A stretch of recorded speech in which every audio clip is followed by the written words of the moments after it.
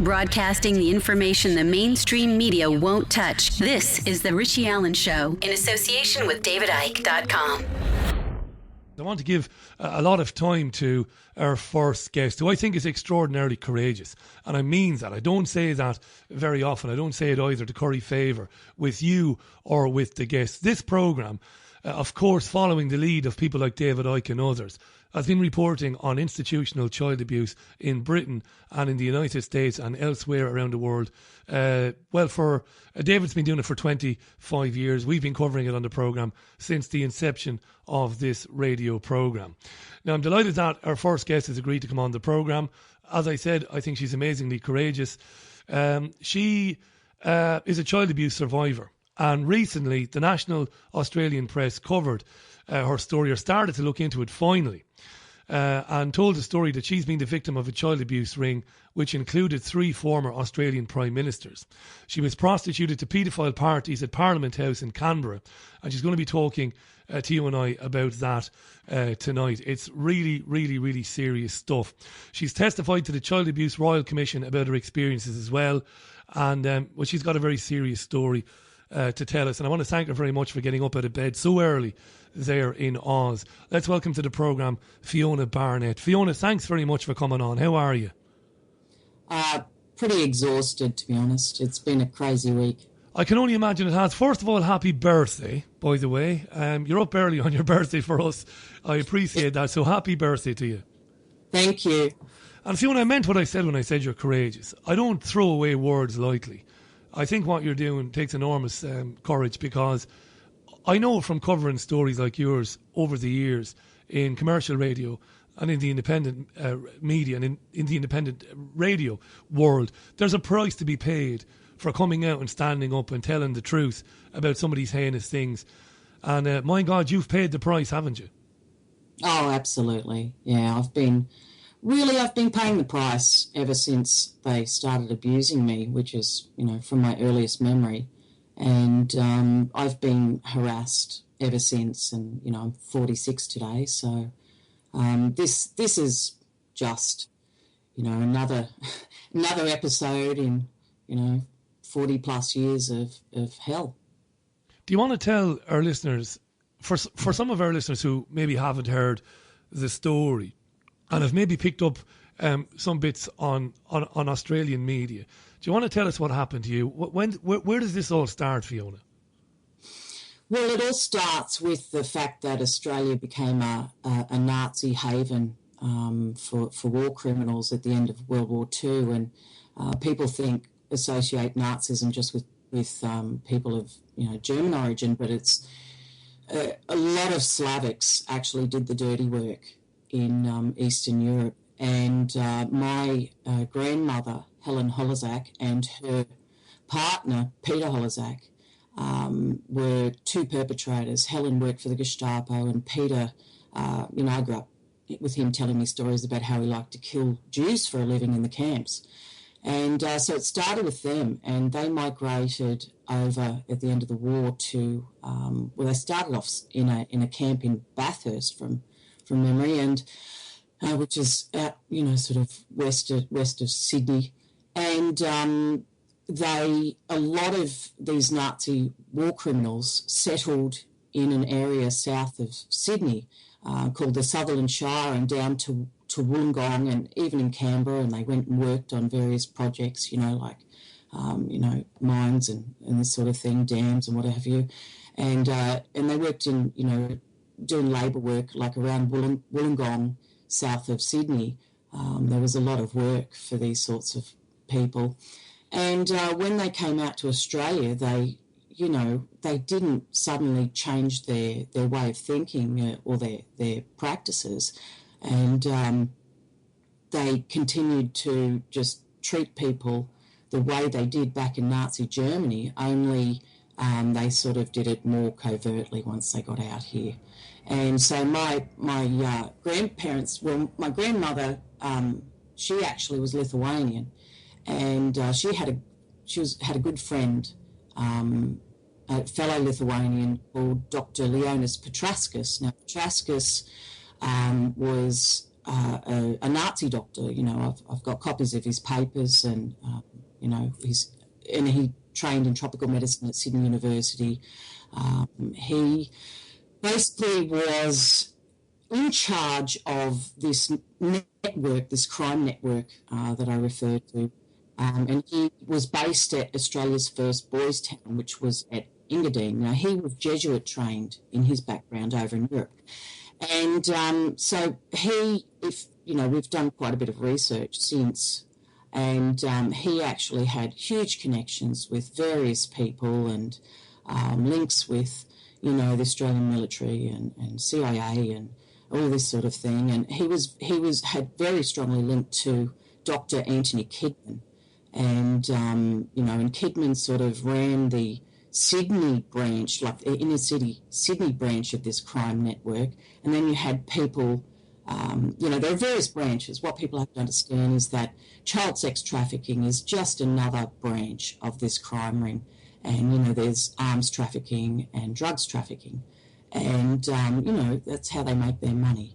And Fiona, can I just jump in for a second? Can you just sit back a little bit away from the microphone? We're hearing you loud and clear, but just a tiny bit of distortion. I think you might be right on top of the mics there. I think that might be a little bit better, Fiona, thanks. You talked there about Anthony Kidman, and we covered last year on this programme what happened to him. And he allegedly died of a heart attack in Singapore, which sounds like a pretty innocuous and a pretty common thing to happen. But it's widely believed, and you've just gotten into it there, that he may have been murdered because of his involvement in the paedophile ring that you described there, and basically to keep him quiet. What do you think of that? Yeah, you know, various people have... There's lots of things being said, like, oh, is he still alive? Did he go into hiding? Well, I've been told from a reliable source that he actually was placed on suicide watch immediately after I notified against him to the State Health Board. And, you know, I put in a complaint about his sexual and physical abuse of me from, you know, very young age till around about my 16th birthday. And, you know, like within, I don't know, 6 to 8 weeks, he was dead. He was gone. Fiona, you were taken to your 6th birthday party in a rainforest, and what you've described, I mean, we've heard similar stories from survivors from different parts of the world, not just here in England, but elsewhere in the world. And what's really startling are the similarities of the stories, of the details. A terrible thing. I don't know how comfortable you are. I suppose you'll never ever be comfortable talking about it, but I don't know how, you know, whether you want to get into it or not, to describe what happened to you and how that happened. How could that happen? And because there will be skeptics in the audience, there always is. I'm not a skeptic because I've seen this. I've spoken to so many people. What happened to you when you were 6? Describe that. And how did it happen? How were you left alone like that? Well, it was my 6th birthday, and I remember, you know, I got this red dress for my birthday and a little, you know, sort of little piano thing, and my nana, Helen Holozak, she came over to my house for, you know, my 6th birthday, and then I was driven back by my father to her house in Engadine, 14 McAllister Avenue, Engadine, and from there, I was taken to an area of National Park right on the coast where you've got all these hills and I think there's some cliffs and whatever, and that's south of Sutherland Shire and north of Kiama. And I was taken there late in the afternoon, and basically I was taken to a kind of birthday party thing underneath some sort of pergola or seating. And we were given cordial and there was cakes and stuff like that, and there were children. And I knew these children because they were what we call, some children are bred just for the purpose of being sex trafficked. And I mean, people say, oh, that's impossible. Is it? I mean, it's pretty easy. You just don't register their births. Anyhow, they There was drugs in the cordial, and I woke up in the dark tied to the picnic table, the wooden picnic table, and face up, and then I had them, freak me out and lean over me and whisper and what have you. And then sometime later, I was there with the children and we were all naked, and these men turned up in pickup trucks, and they're thugs. There used to be on Old Illawarra Road, near Heathcote, there was a dog breeder, and he's another Slavic guy, and he used to breed Doberman dogs, and these dogs would eat all the body parts that remained after some of the crimes that these people indulged in, and so these men arrived like in these pickup trucks, and all the dogs came, and they had guns and various things. Anyway, the children, I was pulled aside, and I was told, basically we're going to have a hunt, and we're going to release you guys to run over the hills, or you to run, and we're going to basically hunt the kids down. It's your responsibility, Fiona, to make sure that they live. But they didn't tell the other kids that. And anyway, they painted something on me, and then they released me. And I had to convince this group of, I would have been about 8 to 10 kids. I had to convince them, to run. And I think we got over the second to third hill when, they just started slaughtering the kids, basically. They caught up to us. And once I realised there was no hope of saving the kids, I ran, and I ran, and I ran. They didn't find me till way into the next day, the next afternoon. They were shooting the children. Well, yeah, I mean, people say, this is incredible. No, it's not. Look at what they did in Nazi Germany. They turned kids into lampshades, for goodness sake. I mean, how is this such a big moral leap from what they did in Germany and the experiments they performed on people? And they used to just murder and rape people and for joy, and teach the guard dogs to rape the Jewish women and girls for fun. Yeah. They just did the same stuff that they did in Germany when they came out here. People will say to me now, ask Fiona, when she was 6, where were her parents? I know you've kind of answered this already, but just remind people, where were your parents while this was happening? Oh, well, my mother thought that she was leaving me in the care of my doting grandmother, Helen, Nana, because Nana would play good cop, and I'd be absolutely spoilt, especially in the presence of other people. And so there was this terrible, dichotomy. And I, on the one hand, I was smothered in love and and attention and affection and this sort of thing. And then in the dark, mainly Peter would take over and take me to these sort of events. My mum was oblivious to it, absolutely oblivious. She came from Queensland and had a very normal Aussie upbringing, and she had no concept of this sort of stuff. My father, on the other hand, is a victim. I'm second-generation victim of Engadine Boys Town Catholic-based, paedophile ring, and he's crazy. He's an alcoholic, and who wouldn't be? He, at least I had one normal parent. He both his parents were horrendous. So, he just, he was clueless in the sense that he was just, affected by his own trauma. If you're just joining the programme, it's hour. Fiona Barnett is on the line to us. Fiona's story is, horrific probably doesn't cover it. She's testified to the Child Abuse Royal Commission about what happened to her as a child. She was a victim of an international child sex trafficking ring.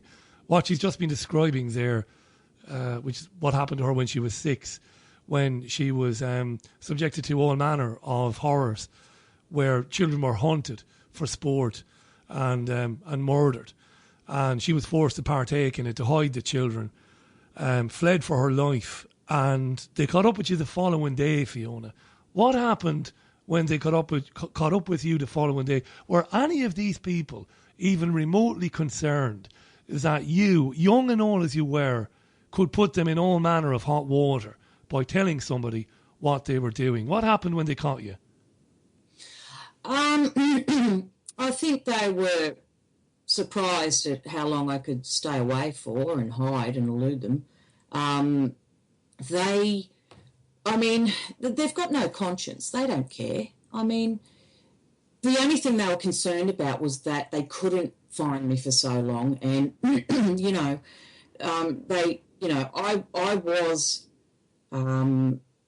not dispensable like some of the other children. And, I had a mother who they had to answer to some extent. Who'd be looking for you if you went missing? Because you did say earlier on, and I want to clarify this, that some of these children, God help them. If there is a God, I don't know, but somebody helped them. Some of these children were bred for this, so they had nobody looking out for them. They were specifically bred to be abused. Exactly. What do you say to that? And you must get it all the time. I mean, to your credit, you said it a few minutes ago, that people are incredulous sometimes, and people say to you, it couldn't have happened, Fiona, it couldn't have happened. Okay, if something is physically, humanly possible, then it's possible. And I'm not asking people to just, believe me at face value, but I'm asking people, don't dismiss victims either. Look into it, yeah. Yeah, investigate. People can, you've got the internet now. I mean, there's a lot of information out there. Go and do your homework, And that's what I say to the journalists. I mean, don't believe what, they say, why should we believe you? Don't. I'm not asking you to. I'm asking you to go and do a bit of investigative journalism. I believe you, Fiona, and I'll tell you why I believe you. There are two reasons. One being that the things you described happening to you have been described by people who've gone through this all over the world, independently of you and anybody else. They're not reading stuff and saying, all right, I'm going to make this up now, that this happened to me. There are too many similarities. And back in the early 1990s, many men and women were coming secretly and privately to David Icke and others to say, look, this sort of thing happened to us. This is not, horrifyingly, this isn't new. And that's why the first reason I believe it. And number two, nobody risks their well-being and risks ridicule and complete, being mocked and laughed at by coming out and saying these things. People don't do that. Nobody comes out and invents stories like these. They just don't. I want to talk in a second about former Australian Prime Ministers. Now, you're pretty clever, to be fair to you. You said to me this morning, you said, Richie, obviously I won't mention anybody who's alive. And I thank you for doing that. We can't talk about anybody who's alive who hasn't yet been charged with anything. For two reasons. One, for libel. But two, because, it would help the bastards ultimately if we mention them on air now. Because, it would prejudice any case against them in the future. So we can't do that. So we'll get to that in a couple of minutes. Fiona Barnett is on the line. You can tweet at Richie Allen Show, email richie at richieallen.co.uk. We want to hear from you now. So after this kind of initiation, this horrible experience you had when you were 6, what happened then, before we talk about the politicians and the VIP paedophile ring, Fiona, what happened then after that for you? What happened in the next few years? Oh, well, it's more, the stuff that happened before that 6th birthday. I mean, like I said, there's lots of branches to all of this, and another branch, and this, it's a network. It's not a pedophile ring, it's a network. And, there was the involvement of certain Australian military and the CIA are heavily involved in child trafficking as well. I mean, you can see on the, just recently there was reports of CIA trafficking arms. And, during the war, the US military trafficked drugs during the Vietnam War. And so there's lots of evidence of their involvement if you look into it. So there's that particular branch, and of course there's the involvement of John W. Gittinger, who was a US military CIA psychologist. So I was actually handed over to him. He was actually he actually trained Dr. Anthony Kidman, And I was handed over to them, and I was terribly abused by them as well. And that abuse took place at Holsworthy Army Base, which is right next door to Engadine, where my grandparents lived. And it also involved, there was abuse that took place at Lucas Heights Nuclear Reactor, which is, an underground facility. It goes, it goes maybe 6-7 stories underground. And, you've got to think about the isotopes that were manufactured at that facility and the use of those in, PET scans and cognitive image sort of analysis and cognitive functioning and all this sort of stuff. So I was basically used as a guinea pig by Gittinger and Kidman with the full knowledge and blessing of the Australian government at the time. And I'm not the only victim, of that. So that's one branch. The actual child sex trafficking, well, that was coordinated by Kim Beazley Sr. Now, you can find footage of Beazley admitting that he worked for, I think it's CIA or something like that. So he coordinated the trafficking at the time. He was the federal education minister under Gough Whitlam in his party. And, that's through him, he coordinated the trafficking to Canberra, and I was trafficked overseas as well to California. And all that happened around the same time. I mean, Gittinger got to me just before I started school. So I turned 5, and I turned 5, October 28th. And then I know that I first met him before I started school. And so after, the trafficking started after I met him, the VIP politician stuff. So you've got to understand that there's lots and lots of arms to this network. I mean, I saw bikies involved. Bikies would do the dirty work for all these groups. And they just, it's like the mafia. It's Australia's mafia. The difference is they're all Caucasian. I'm thinking, listening to you, that it would have been much easier back then to do what they were doing because there was no Facebook and Twitter and internet and smartphones. Looking back, Fiona, listening to you now to those times, they're like the dark ages, aren't they? I mean, we're of similar age, you and I. I was born in 74, so I was only born, just a couple of years after you. And I'm thinking, we grew up in the dark ages compared to now. It was so easy for them to do it. No CCTV cameras, no special surveillance equipment, no smartphones. They were just able to do it. It was that easy for them. Yeah, it's very easy. And by the same token, that's what makes it easy for victims to come out now because of social media.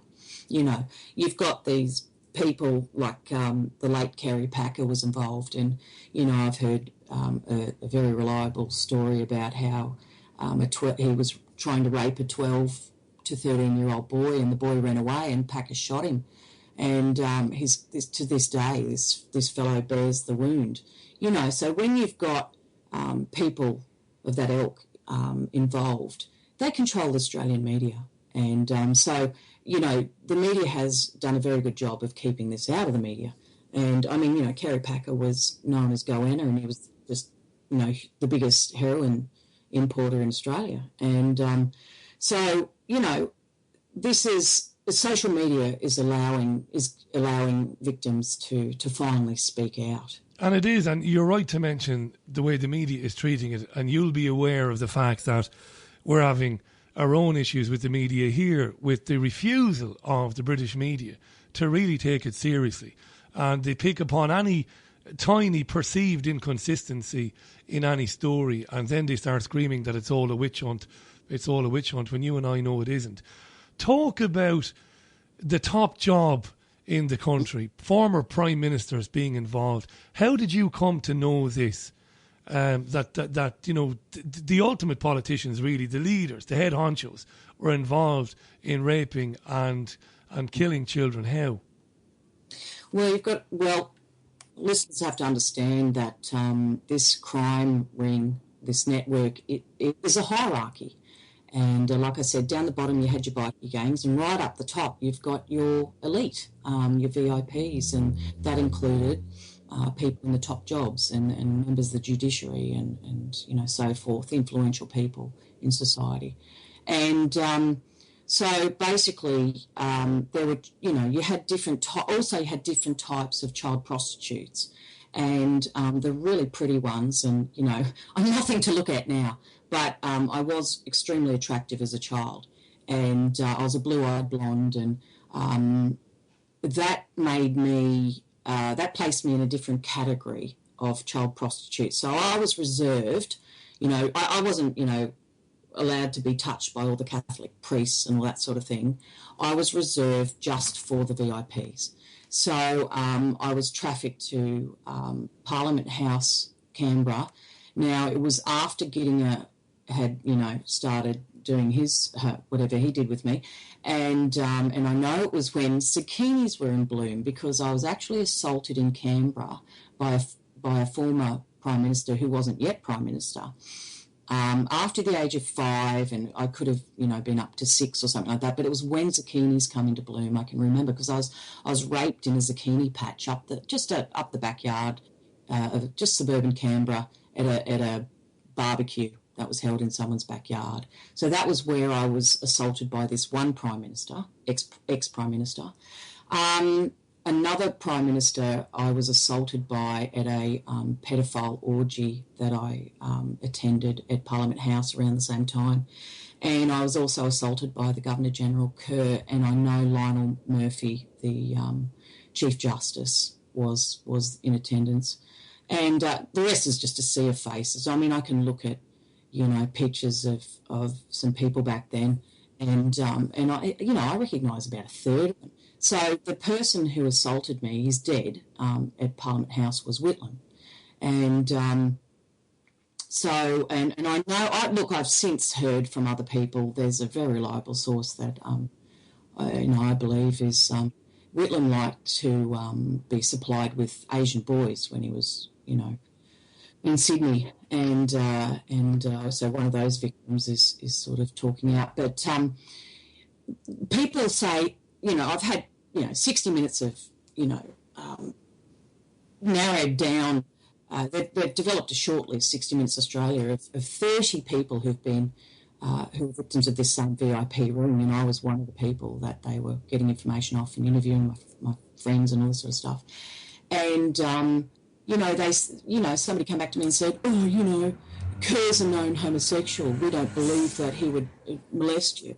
And I'm thinking, well, like bestiality, homosexuality, pedophilia, or, heterosexuality, all these acts, and they're not mutually exclusive in this world. These people just did it for whatever reason, They when they indulged in sex, it was perverted, and like they're insatiable. And can I just ask you something on that before I read out some tweets, because I've had quite a few tweets and a couple of emails on this. When people who've looked into this for years, like David Icke, suggests that one of the things that they're after is the pre-pubescent energy of young boys and girls, is that something you subscribe to, Fiona? Is that something you think is a possibility? Well, the 3 former PMs that I refer to, I didn't see them involved in anything else other than just what I'm describing. So I can't testify to, what they believed. Okay, so all I saw them was in this capacity as a child prostitute at sex parties, these 3 people. Well, actually, I'll just correct myself there. Sorry. I was assaulted by 2 former PMs. The third, he certainly didn't like girls, as far as I know. I might have seen him around Canberra. The main encounter I had with the third ex-PM, and this is well documented, he liked to travel to Thailand and have sex with boys there. And I turned up with Dr. Leonis Petruskas. I think I was about 8 or something. I have to check all my police statements. But and people have to understand that I've got to work out when all these things happened. I have to go, okay, I had that dress then. I go to my mum and say, well, what was that? What happened around that time? And, this sort of, so I have to work out a lot of these ages. Sometimes I'm very clear about the age for some reason, and other times I've got to go back and work out what was happening in my life at that time. Yeah. That's understandable, So, anyway, this particular ex-PM, I turned up with Leonis Petrascus to a very remote beach back then, more remote than it is today, at Kurnell. Now, this is in the Sutherland Shire, south of Sydney. And I was told to go and dig there. That's what Leonis Petrascus did. Anyway, I dug, and there was a body of a 5-year-old blondish boy and in the sand, and the look on his face was awful. And I sort of overheard discussion, and I put 2 and 2 together about it all. And this ex-PM, he was into necrophilia. So this child had been murdered in some way. And I know that there was talk of... Leonis Petrascus used to sign all the death certificates, a lot of them for these criminals, to cover for any murders, Well, as you said yourself earlier on, in many cases there wasn't any need for death certificates because the children didn't exist anyway. Yes, but if they abducted a child... If they took a child, yeah. And saw quite a number of abductions and that sort of thing. So obviously this is a child who had a registered birth and something had happened. And anyhow, I know that he did this death certificate and he attributed it to a blue-ringed octopus sting. Anyhow, this... Leonis Petrascus, researchers have subsequently found... I've made all these claims about him, and it's external researchers that found all this information in the last 6 months. Anyway, they found that he actually wrote a paper when he was working, I think, in Papua New Guinea, and being an expert on tropical medicine, having graduated from Sydney University in this extra qualification, he wrote an article on the death of a 5-year-old from a conefish sting. So he was an expert in blue-ringed octopus stings. Right. So just interesting, there's a lot of circumstantial evidence that's come out since. Can I read a few tweets? And we've got about 6, maybe 7 minutes left. I want to read a few tweets and then I want to ask you a couple of final questions. If you're just joining the programme, Fiona Barnett is a child abuse survivor and a whistleblower. And she's telling a horrific story, but it isn't a story. It's a fact of, the pandering of children to VIP paedophiles, child murder, ritualistic sex games that have gone on. A story we've heard from all corners of the world from different survivors in the last 25, 30 years. The advent of social media, of course, means now, as Fiona herself said earlier, is that we're hearing more about it now than we ever did. Angela on Twitter says, I know she's telling the truth. My gut hurts just listening. I wonder if some of our childhood nightmares are soul memories. And I've got a question from Shane's angle. I'll get to that in a second. Gary was on to say the sad fact here is these people have been untouchable due to a control system ruled by sickening evil. Scott was on to say, I'm shocked at what I'm hearing. How can a human being do this to another? Colin was on to say in Dublin, I'm back listening to the show, Richie. I've had a tough time of it lately, but nothing compared to Fiona's story. I feel myself lucky listening to Fiona now. There are lots of tweets like that expressing sympathy and admiration at the same time for your courage, Fiona. But Shane's Angle on Twitter asks, we've got about 5 minutes, asked Fiona about her burial at Waterfall Cemetery at 8 years of age. Well, there was, one branch of this crime network were involved in a terrible, religion. And as part of their religious practices, they put me there's a very old graveyard that's very creepy. It's called Garrawarra Cemetery, and it's near Waterfall Consumptive Hospital, and you can just look it up.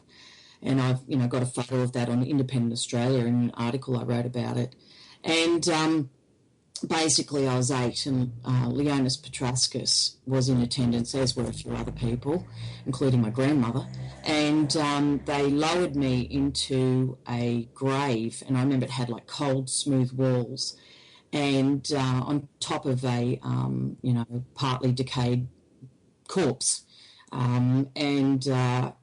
Anyway, they told me, the corpse is, they called it a ghoul, and they said it's going to come alive and it's going to, just said it's going to come alive. Anyway, I mean, they loaded me down into that and they closed the lid, and I screamed my head off. I mean, probably one of the worst experiences I had. And I screamed to the point where I suffocated, and I woke up in the Sutherland hospital, and in a room that was clad with blue tiles, and there was really nice nursing and medical staff, and I had an oxygen mask on, and she was cooing, "Oh, look, we nearly lost you," and all this. And then she said, "Mummy's here." And I looked down, thinking my mum was there, and it was the wife of an Engadine police officer who was involved in the Engadine Boys Town pedo ring.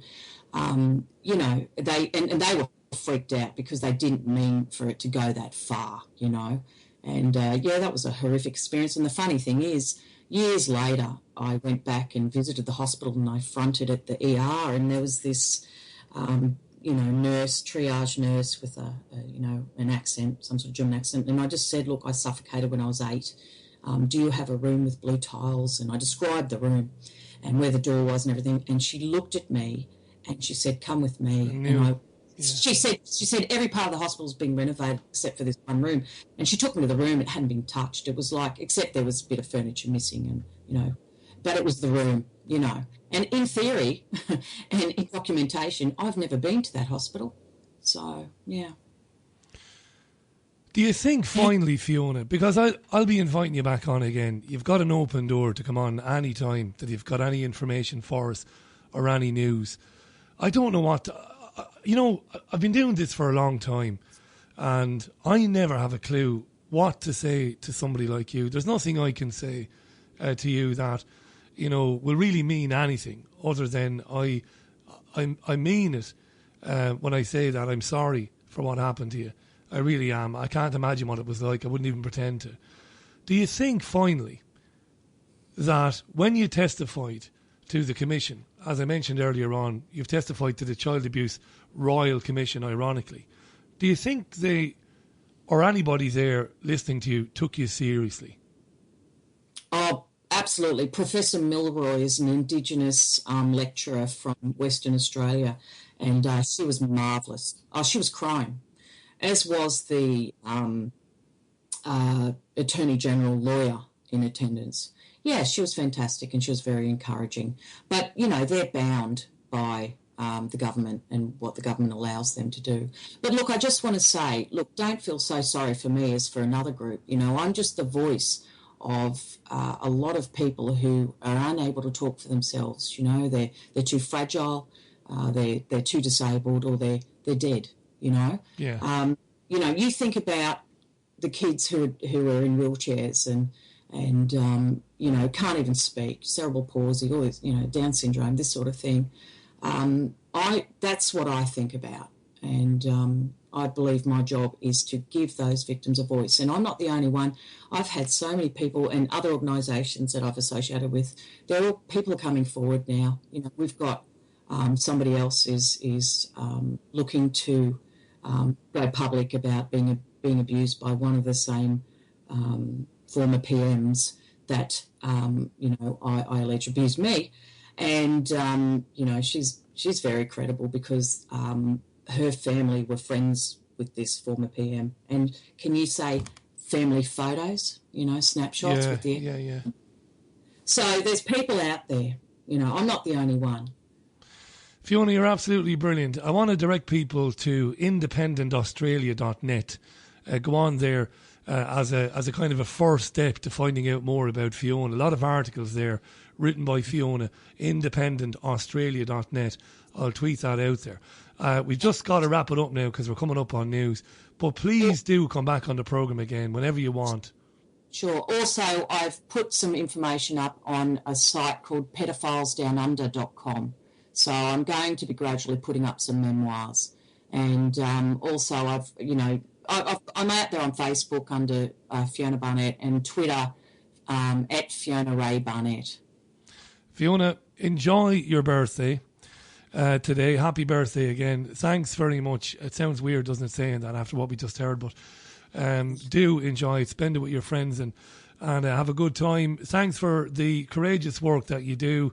And I believe these people will eventually be brought to justice, those of them that are still alive, and even the ones who are dead. In time, it's all going to come out what these people were doing. I think you're great. Thanks for coming on. Bye for now.